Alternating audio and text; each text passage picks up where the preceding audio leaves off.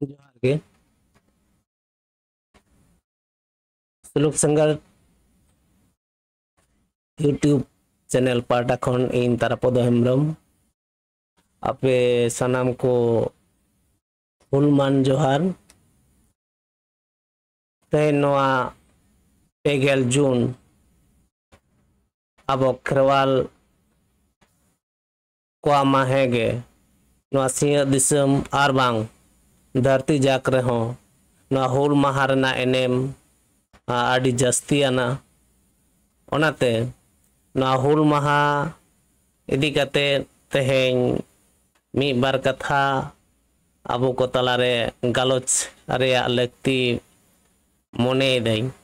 are ओना लेकाते तेहें live गालोच नहीं रिकाया जहां दो अबो नोआ हुल महा मनाव मनावते ओका नासे हिड़ी आरबांग ओका कोदो बुझ बाडाय कतेन आरबांग बांग बाडाय कतेन नोंका आदि आयमा जिनिस गे एतम तायम तहेनोक कना ओना को अबो को तलारे नासेया साब सामटाव आरेना रिका तो सनम को गे बोन बाडाय गया नोआ हुल महा तीना गान रोडोज कोचलन तीना गान सासेत खातिर आवरेन बीर बंट सिदु कानु चांद भैरू ताको लेकान आरहो आयमा गोटांग आयमा गान बीर बंट को आकोआ जीवी होड़मो सिंगल टूटी समान को आलाय ले तहेना तो नुना मिटांग न्यूम हलांग दिन नहा अबो ओका लेका बो मनाया उनागे आदि दुख हो बुझा आरो उना को गे नासे नोआ वीडियो ते बोन बाडाय लेगे जे ओय तेहें दिसोम जाक आदि टोठा रेगे आदि आयमा जगह रेगे हुल महा मनाव हुईन गया आर निया मड़ांग हो हुल महा मनाव आगु अकान गया मेनखान जहाँ हुल महा बो मनाया से जहाँ रे नोंकान मिटांग हुल महा मडवा बोन तैयार तो ओना मनाव अखड़ा रे आदि आयमा जगह रेगे मड़ांग दो ऑर्केस्ट्रा आरबांग उनकना आदि प्रोग्राम को सपड़ा कान तहेन ओना खातिर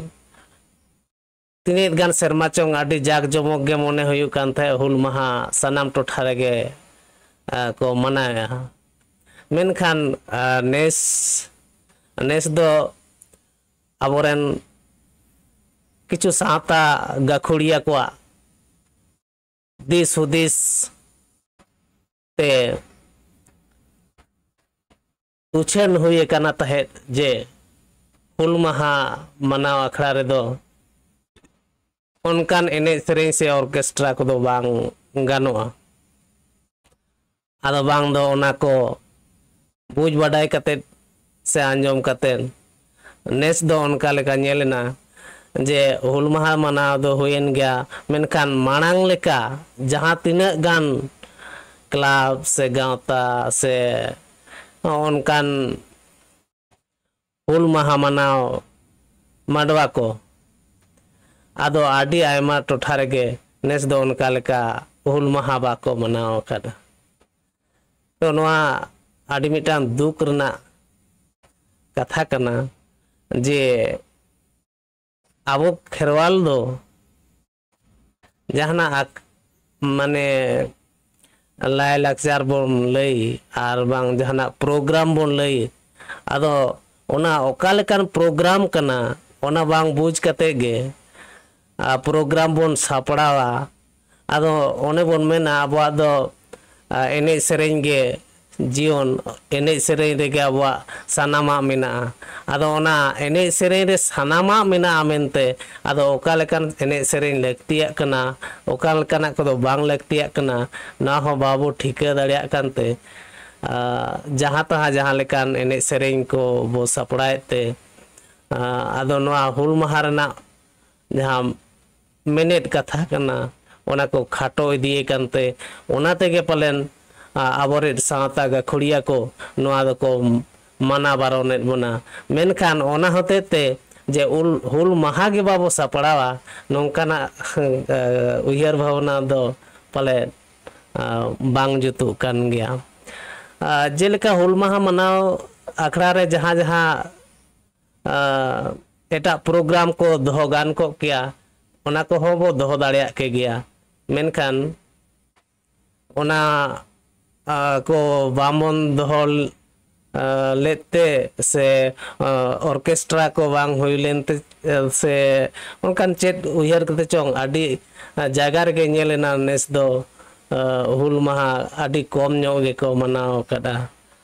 उनका लेका दो बांग नेलो कना तो ओनेगे आबोरेन जहाँ क्लब से गाँवता उनको कोठेन निया अरदास तहेना जे हुल माहा रे मनाव लेका आदि गान गे प्रोग्राम सापड़ा गान को जेलेका जहाँ ते दो हुल माहा चेदा हुई लेन तहेन हुल चेदा उन ओक्तो रेना समाज जीवन उन ओक्तो रेना राजआरी जीवन उन ओक्तो रेना रेंगे नाचार नाहाचार नोआ को लय बुझाव लगिद आदि आयमा लेकान प्रोग्राम सपड़ा को किया जेलेका थुती को ओनोड़े को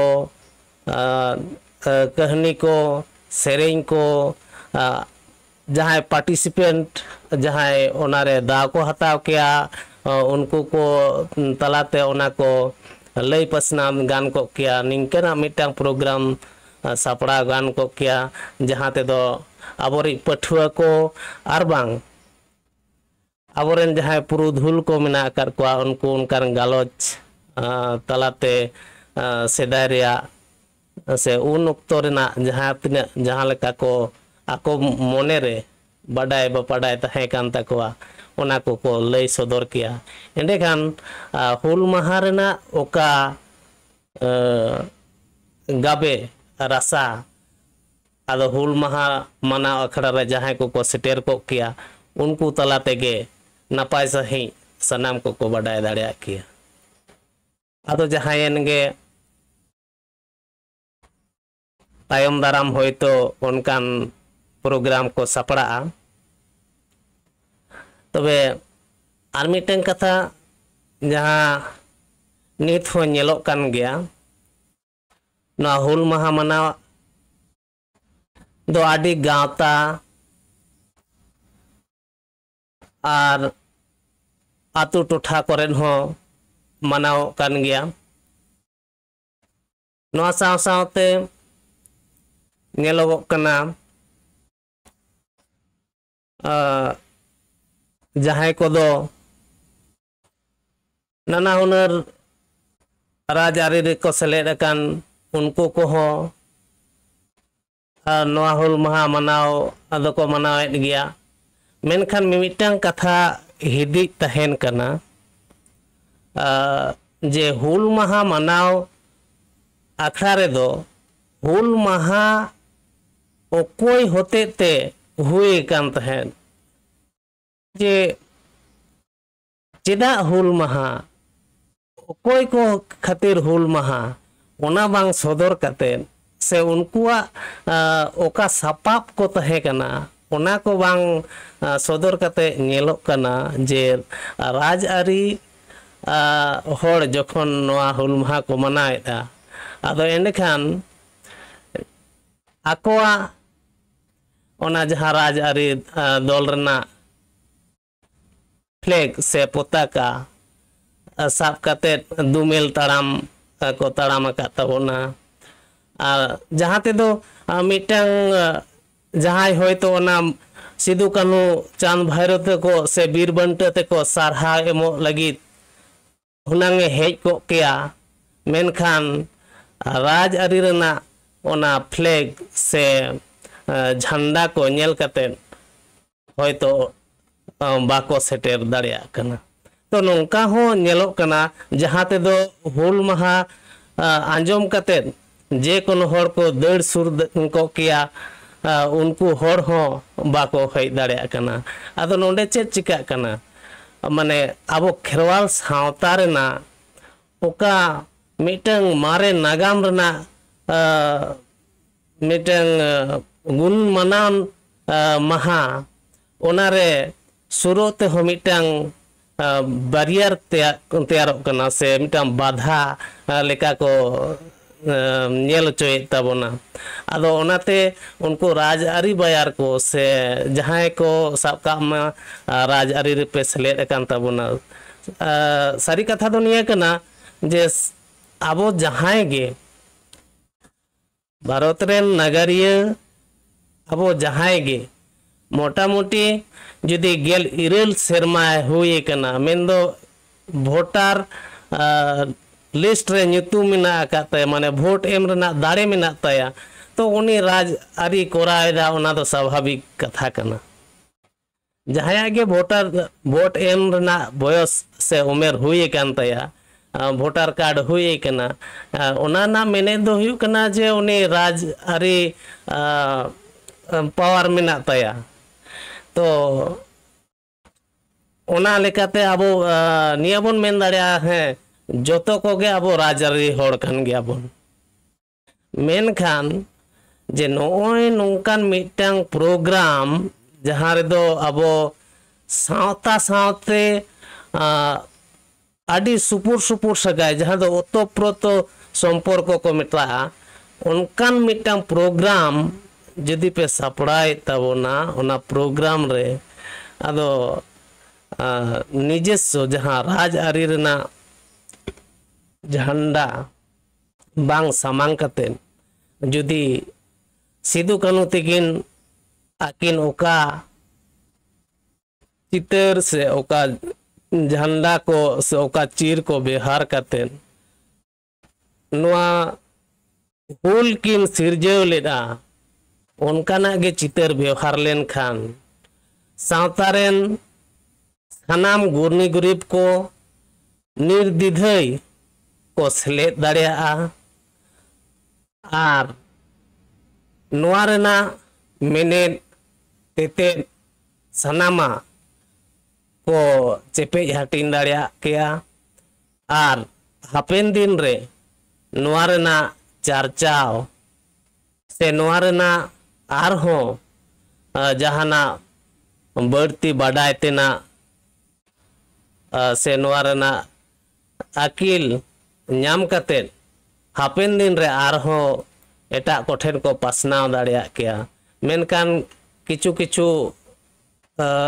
जगह रे नेलो कना जे नोंकान राज आरी चिन्हते हो आबोरेन होड़ होपन को जथात सही जथात ठाव रे बाको सेले दाड़िया कना ओनाते हो उनका लेका रमोज सही हुल महा मानत अखड़ा बांग सखी सभा कना से नेलो लेकान होड़ से नेलो लेकान अखड़ा बांग तैयार रकाब कना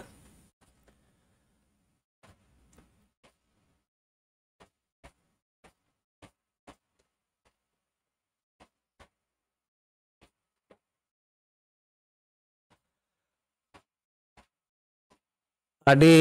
नपाय मिटंग कमेंट नोंडे मनतान राम सिंह मुर्मू सुमुंग एनांग से अतीत पास्ट साउंड से नितो वर्तमान से प्रेजेंट नेल बांग bang kat dhinang o acha bobisot future nyel samtaw rena leg mena ekdom adi adi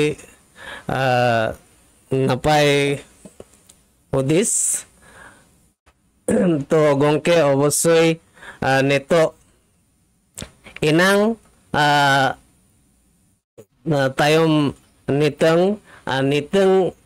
badai saw tege hapen rena do gota judi inanga bang badai tahena enkhan nitonga bang badayoa ar hapena ho babo thoda dare tharo gota dareya to onate inanga nasiya do charcha lakti kan gya ar ina tege abo hapena habon tharo gota dareya cheda se teheny abo judi enanga babo badaya jaha jaha tina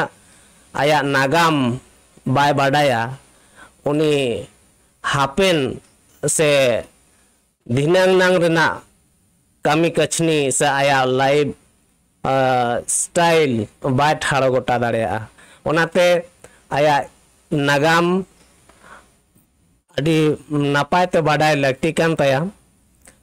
ona tege hapen na tharo gota dareya to lay tina do niya kana nit जहाँ जगह रे बन तिंगु कना नवा जगह रे तिंगु रेना दाव दो उनको कोगे को एम काट बोना जहाँ बीरबंट सिदु कन्हू मेनखान ओना तिंगु रेना दाव तेहें आट एदाबन चेट खातिर तो नवा रेना तेला जुदी बन नेला तो उन ऑक्टो रे जहाँ हुलसे तहे कना उनकिन दो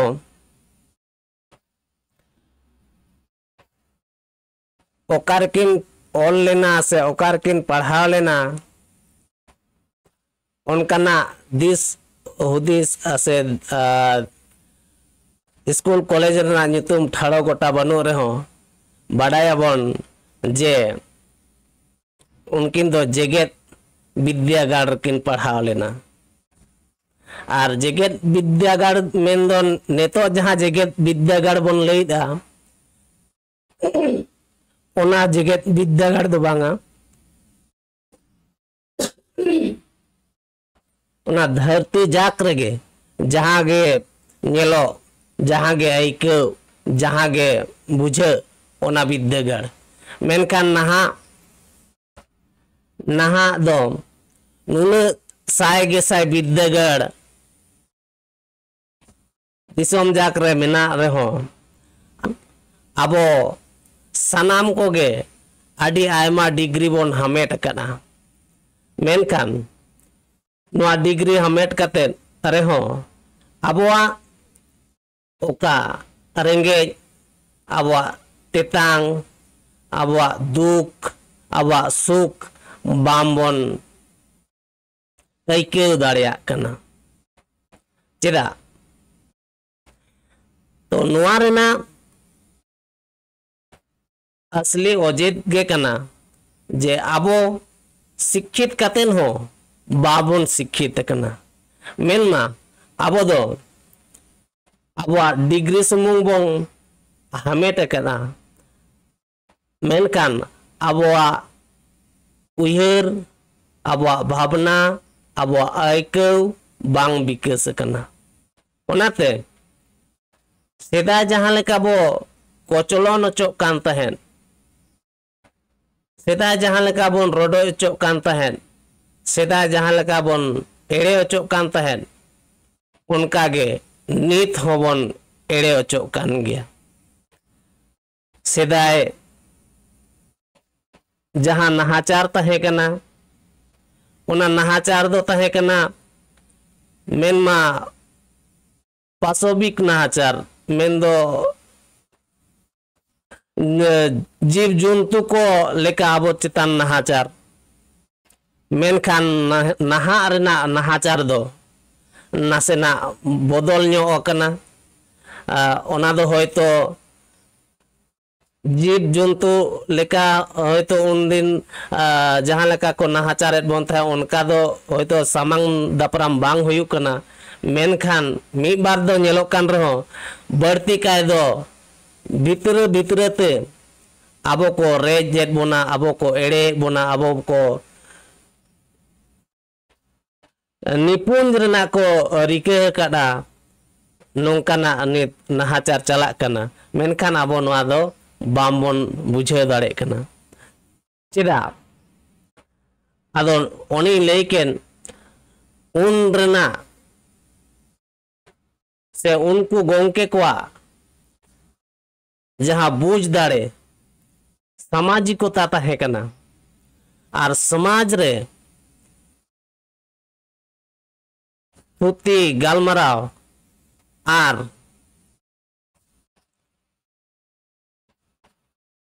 मिद हड़ा दुख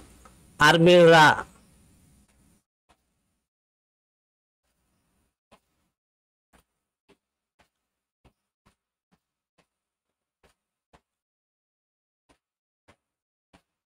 आर मिद हड़ ठेन पासनाव कान तहेन आर ओना कातेन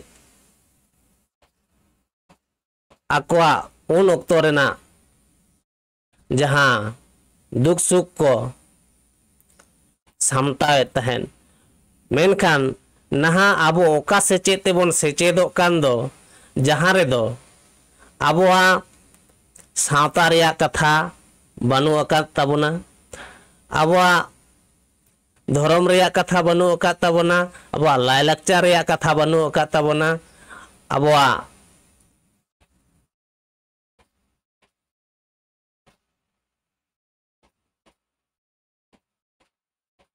अर्थनीति रेया कथा बानुआ ओना खातिर आबो तेहें आबोआ नोआ दिसम रे आबो ओका लेका मेना आकार बोना ओनागे बाबो ठिके दाड़िया कना ओनाते तेहें आबो नुना बन एड़े चोकान रहो नुना बन कोचलन चोकान रहो आबो दो सेदाय लेका बाबो हुल दाड़िया कना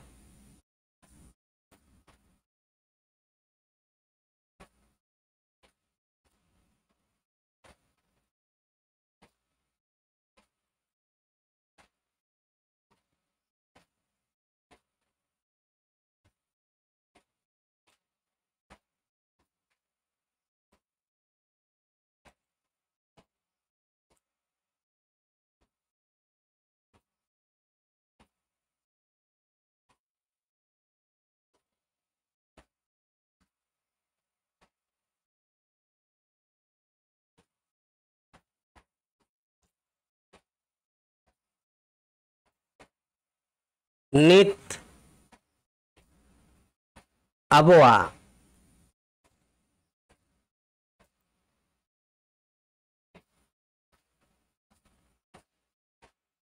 नौकान सेचेत आरेना लगती मिना का तबोना जहां ते दो आबो आबा दुख आबोआ हारकेत आबोआ लाय लाकचार आबोआ हक ऐदर बाडाय बो दाड़िया मा ओनकान सेचेत ना लगती मिना का तबोना आर ओनकान सेचेत जुदी बाबो सेचेदोआ एनखान हापेन दिन रे आबो आबो लेका कते ताहे हो बाबो दाड़िया आर ओना सेचेत दो हुयुक कना आबो सांताड़ी ते सेचेदो जहां ते दो जहां रे दो आबोआ लाय लाकचार ना कथा मेना आबोआ नागाम रेना कथा मेना आबोआ आगाम रेना कथा अब